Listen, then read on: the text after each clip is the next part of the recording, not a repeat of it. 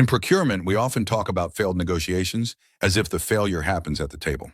The meeting ends, the deal stalls, both sides walk away. But in reality, most procurement negotiations don't fail in the room. That's what this video is about. They fail long before anyone says no.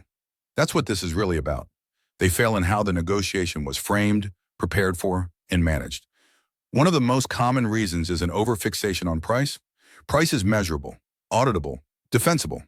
It's the thing our stakeholders use to assess the quality of our effort. It's also the fixation of consumers. So it becomes the focal point. But when procurement treats price as the only variable, we strip the deal of context, quality, delivery reliability, commercial risk, service levels, long-term cost. We end up optimizing for the wrong outcome and then acting surprised when the deal underperforms. Another major failure point is poor preparation. Not just lack of data, but lack of positioning. Every battle is won or lost before it's ever fought, someone once said. That applies here more than we like to admit. Not understanding the supplier's constraints, not understanding the market dynamics, not knowing your BATNA, or whether you actually have one. In those situations, procurement isn't negotiating from strength, it's negotiating from uncertainty, and uncertainty always shows. Then there's information leakage. Procurement professionals pride themselves on transparency, but transparency without strategy becomes self-sabotage. I once bought a car for my wife. We walked into the dealership together.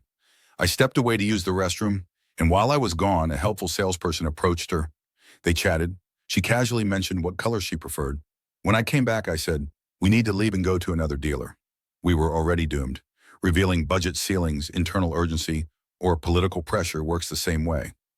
Once that information is out, leverage shifts instantly. The negotiation is no longer balanced, it's directional.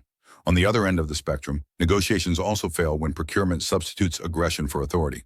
Ultimatums, artificial deadlines, take it or leave it positions. These tactics might feel decisive, but they often destroy optionality. They reduce a complex commercial discussion into a power struggle. And power struggles rarely end in sustainable agreements. The other party has imperfections too, and once this starts, the entire process turns into an ego contest. Another quiet failure comes from ignoring non-price value. Procurement deals are rarely one-dimensional. Terms, risk allocation, service continuity, payment structures, flexibility. These often matter as much as the headline number, sometimes more. When procurement collapses all value into a single metric, it leaves outcomes on the table and increases downstream risk. As I've said elsewhere, procurement isn't always about closing the deal. It's about owning the consequences of closing it. Emotion is another factor we don't like to admit. Pressure to deliver savings, fatigue from prolonged negotiations, pride on both sides. Emotion doesn't announce itself when it enters the room, but it quietly takes control. It drives rushed concessions, rigid positions, poor judgment. When emotion takes over, strategy disappears. Finally, some negotiations fail after they succeed. No clear documentation, ambiguous commitments, assumptions left untested. That's how deals unravel after the closing dinner, quietly, expensively, and entirely avoidably. Now, it's important to be precise about language. Not every impasse is a failure. Sometimes negotiations end because alignment was never possible. The commercial reality didn't exist. The risk appetite didn't match. The economics simply didn't work. That's not failed procurement. That's good procurement.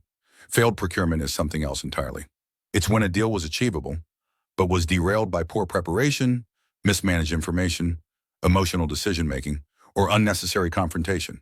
In other words, the deal didn't fail because it couldn't work. It failed because one or both parties didn't negotiate competently. The goal of procurement negotiation isn't to force agreement at all costs. It's to reach the right agreement, or to walk away confidently when one doesn't exist. And knowing the difference is what separates transactional buying from professional procurement.